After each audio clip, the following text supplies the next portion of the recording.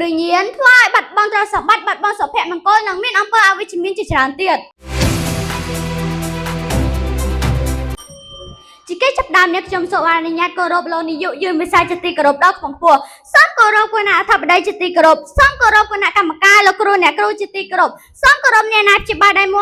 មានវត្តមាននៅទីនេះនឹងធ្វើសេចក្តីរាប់អានដល់មិត្តភក្តិទាំងអស់គ្នានាងខ្ញុំឈ្មោះផាន់ណាសីតែមានអាយុ11ឆ្នាំរៀននៅថ្នាក់ទី5កនៃសាលារៀនសាលាភាសាខាបៃចានថ្ងៃនេះខ្ញុំមានសេចក្តីរីកណាស់ដែលបានឡើងមកបកស្រាយប្រធានបទមួយបានលើកឡើងថាផលអាក្រក់ការប្រើប្រាស់គ្រឿងញៀនការប្រើឬសេពគ្រឿងញៀនមិនថាប្រភេទណានោះទេនឹងបង្កឲ្យមានផលអាក្រក់យ៉ាងធ្ងន់ធ្ងរដល់ខ្លួនឯងគ្រួសារនិងសង្គមមុនឈានដល់ការបកស្រាយកាន់តែច្បាស់នេះខ្ញុំសូមលើកយកពាក្យគន្លឹះមួយចំនួនជាមួយសិនទូយ៉ាងពាក្យញៀន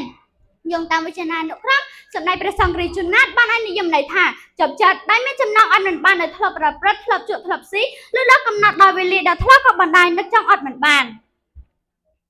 ដើម្បីកាន់តែច្បាស់នេះខ្ញុំសូមលើកយក3ចំណុចមកធ្វើការបកស្រាយចំណុចទី1ចំពោះខ្លួនឯងគ្រឿងញៀនមានអត្ថប្រយោជន៍ខ្ពស់ក្នុងការបង្រួបស្មារតីធ្វើឲ្យអ្នកប្រើអាចដែលសរសៃឈាមខួរក្បាលវង្វេងវង្វាន់មកធ្វើចំណោទក្នុងការបរិភោគអាហារនិងដំណេកធ្វើឲ្យខ្លួនបានស្គមប្រកាច់មិនអាចគ្រប់គ្រងខ្លួនឯងបាន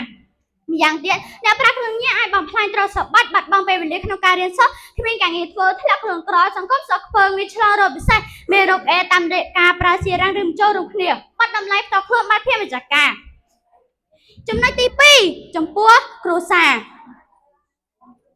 អ្នកប្រើគ្រឿងញៀនធ្វើឲ្យគ្រួសារបាត់បង់កិត្តិយសពិបាកចាត់ដោយសារតែសមាជិកណាម្នាក់ជាពិសេសកុមារប្រើប្រាស់គ្រឿងញៀនទន្ទឹមនេះដែរគ្រឿងញៀនអាចមានអំពើហិង្សាក្នុងគ្រួសារជួនកាលម្ដាយវាយដំកូនឬក៏កូនប្រើអំពើហិង្សាក្នុងគ្រួសារ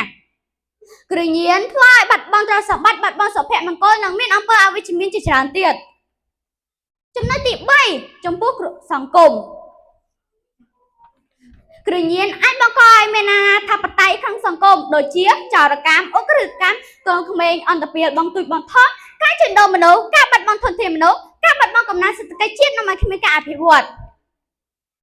ក្នុងនេះខ្ញុំជាសិស្សានុសិស្សដែលជាឆ្ងាយពីគ្រឿងញៀនត្រូវខិតខំប្រឹងប្រែងរៀនសូត្រដើម្បីជាសរសើរទ្រង់សម្រាប់ប្រទេសជាតិជាចុងក្រោយនេះខ្ញុំសូមអរគុណលោកគ្រូអ្នកគ្រូនិងមិត្តភក្តិទាំងអស់គ្នាដែលខំចំណាយពេលដ៏មានតម្លៃមកស្ដាប់នេះខ្ញុំបកស្រាយទាំងពីដើមរហូតដល់ចប់សូមអរគុណ